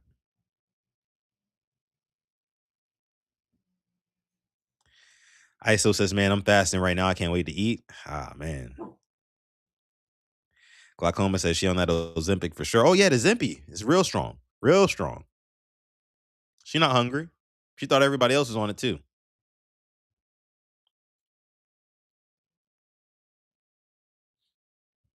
Mike says 30 to 45 minutes of the ceremony, 45-minute cocktail hour while the wedding party does pictures. Reception starts and dinner served an hour in. Yeah, I mean, you got to be on a strict timing here. Not everybody's going to be on your freaking hunger schedule. But again, this is a Bridezilla thing. You know, there's a lot of brides to be who literally the week of their wedding or the day of their wedding, any and everything is about them. All things are about them. Nobody else matters. So, and I'm not saying this is everybody, but that's why the term or the moniker Bridezilla exists, because there are some people who think like this. And I'd be very interested to know people who do move like this, how long their marriages actually last. It's wild. Glaucoma says, bruh, how that shit works is so crazy. Motherfuckers really eating breakfast on Ozempic and be full the whole day. Yeah, nah. Yeah, definitely not. Dinner 5 hours into the ceremony is sick. Now that's nefarious work, Taurus, if you're still around. That's nefarious work. Absolutely not. Let's move on, though. We got one more. Sticking on the topic of marriage, let's take a listen to this woman talk about how she's having some issues, a little bit of controversy in her family on who should walk her down the aisle, either her biological father or her stepfather. Let's take a listen. Hey everyone, I guess I should finally speak on this because I'm the stepdaughter. The one whose stepfather refused to pay for my wedding because I wanted my actual father to walk me down the aisle. Let me start with this. I know people in the comments think I'm ungrateful or spoiled or whatever, but this is my father. Flawed, yes. Inconsistent, yes. But he's still my father, and no one can ever replace that. Life is short, and I didn't want to look back on my wedding day and regret not us both being there. And no one can ever replace that. Life is short. Life is short, and I didn't want to look back at my wedding day and regret not giving both of us that moment. My husband actually said it first. Babe, your real dad should walk you down the aisle. And that hit me. Like, yeah, he should. For everything he didn't do, that's still my dad. That's still the man whose DNA I carry. And one moment doesn't erase the damage, but it does mean something to me. And yes, I did tell my stepfather he could walk me down the aisle. I'm not gonna lie. I did say that. And at the time, it felt right. He's been there for me for years: school, rides, money, everything. He was stable when my dad wasn't. So, yeah, I said it. But after talking with my fiance, I realized I wanted something different. And I should have told my stepdad. Yes, I should have pulled him aside. I'm gonna say real quick, real quick. That's where she went wrong, right there. That's where she went wrong. It's no problem. Like I have no issue, with you saying that you want your biological father to walk you down the aisle. Makes total sense, right? Makes total sense. Even though he's this, that, and the third, whatever, I get it. However, don't act like you never had that idea in mind until you talk to your husband. No, you had that idea. You knew that's what you wanted deep down. You just needed somebody to validate that for you. And what better person than the person you're gonna walk down the aisle with, or not walk down the aisle? But what better person than the one you're actually gonna marry?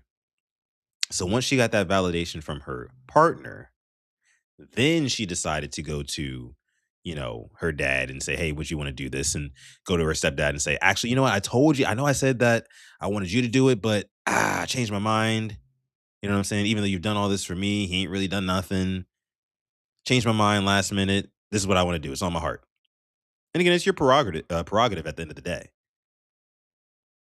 But let's keep listening. I didn't know how to say it without hurting him. So it slipped out at the dinner table. And yeah, that was wrong. I'm going to take the blame for that. But I'm not apologizing for wanting my real father to be there at my wedding. And everyone keeps talking about it. Like, everybody keeps talking about the money like I was trying to use him, but I wasn't. I swear I wasn't. I'm just used to him being there. He's never told me no. He paid for school, my car, everything I needed. So was I wrong for thinking that he'd help with the wedding too? He's always helped me. I thought that he wanted to. I wasn't thinking about money. I was thinking about my wedding and how I dreamed that it would look. And that's on me. I should have thought deeper. And I Yo, I, here's the thing. You can't allow somebody to play a role in your life that you clearly needed for X amount of years, only to cast them aside. Hey, still play this role in this way. I still need you financially. I still need you there. But to actually have that moment with me, nah, I just need you to just stand on the sidelines, big dog. Stand on the sidelines. And again, it's her prerogative at the end of the day. But it is very nasty, all things considered, that she couldn't just be honest with herself and communicate this to her stepdad way, way sooner. Way, way sooner. Glaucoma says her husband better be paying close attention to this shit. Points might be being made in the chat. I'm not gonna lie. Y'all might be making some points. I don't know, chat. I might have to take another shot for this one. Cause this is stressing me out. Cause just like I get, and y'all know me, I like to understand and see both sides, right? I never like to be like hard on one side, and that while that may be the more entertaining thing to the masses, like I don't think it is. I think there's nuance to every single situation. Obviously, there's things that we don't know about the situation, but based off of what we do know, it seems like the stepdad was there through thick and through thin, through grease or grizzle, like from the start to finish. Like he's just been there. Paid for school, paid for cars, never told you no. at the end of the day, you got to dance with who brought you to the dance. And it don't sound like, based off of what she's saying, Bio Dad did that. It don't sound like that, you know. Um, but yeah, I mean, her husband was the one who said, despite knowing all of this, that Bio Dad should still walk her down the aisle. So I don't think he's paying close attention at all. Not close attention, like not even close attention. He's not paying attention at all. Crazy stuff. Crazy stuff. Yeah, the husband suggested it.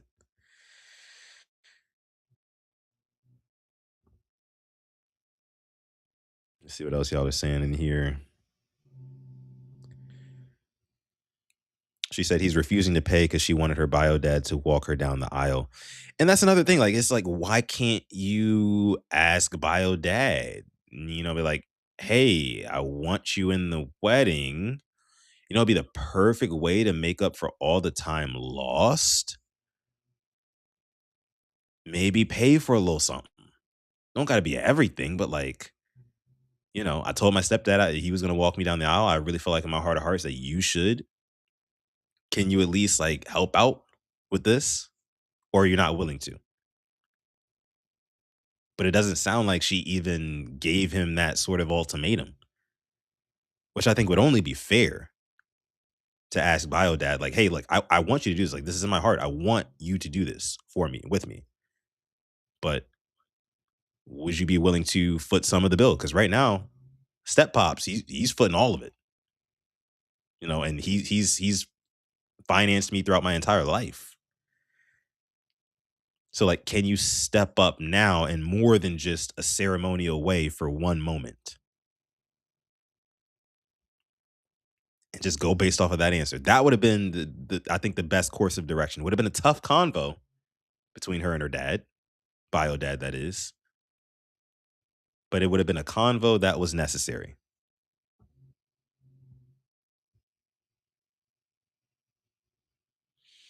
Would have been a convo that would have been necessary. But stepdad stood on business. He said, hey, look, man, big dog, look. I done paid off that car, put it in your name. I done put you through school. Right? Like what do I like what and and this is why I say like every relationship is indeed transactional in a way. And I don't say that meaning that like stepdad wanted like literal like financial payments, you know, back pay for all the things that he, you know, got her over the years. But just a little bit of recognition on one of the most important days of your life. Just a little bit of recognition for what I did. How like I was there. I was the one who molded you into the young woman you are today that caused you to meet this young man you're about to marry. Like does none of that count for anything? That's the thing. That's where it gets nasty. Kogan says, why not have both? I mean, that's probably one of those things where, you know, stepdad and bio dad aren't really messing with each other like that. You know what I mean? And it's just like, what are you gonna have them both walk her down the aisle, like one holding the left hand, one holding the right hand? If they're not cool like that, maybe they could put their differences aside for the child. But at the end of the day, they're not obligated to. And most men ain't doing that. Just saying, realistically. So it sounds good on paper having both of them, but I just don't think it's very feasible. I don't, unfortunately. Unfortunately. James said the line I can't stand for women is if you broke, just say that. But she definitely should have asked. Yeah, just ask. That's all you could do. Asmodia says it's a respect thing, and even deeper, it's a dark triad thing. If you know, you know. I actually don't know. I have to look into that. I'm low-key kind of scared too, but maybe I need to. Maybe I need to know. But all right, guys, I'm going to go ahead and leave that there. And thus, this episode of Sutton Reactions, episode 41, Again, I want to give a big shout out to everybody who's watching live right now, because I know that's still a lot of you guys, almost 70 people still watching live, which is a lot of people normally. Maybe I need to start going live later for this show. But if you did enjoy the content, if you're watching on X, please give me a follow, like the post on X, and then come over to YouTube, like the video on YouTube, subscribe to Sutton Reactions on YouTube as well. Shout out to everybody who's watching from the Purple Rain Podcast YouTube channel. We will be live on that channel in about an hour and a half. Me and my co-host Simply AS10 breaking down all the latest juicy news in the NFL world, Baltimore Ravens world, all that good stuff. So if that sounds good to you, make sure you pop into that stream. And again, like I said, a little less than 2 hours, but again, love you guys. Appreciate you guys as always. And like I'm going to say later as well, stay positive, test negative. Never, ever, ever forget to call God, even on the rainiest of days. We'll catch you guys in the next one.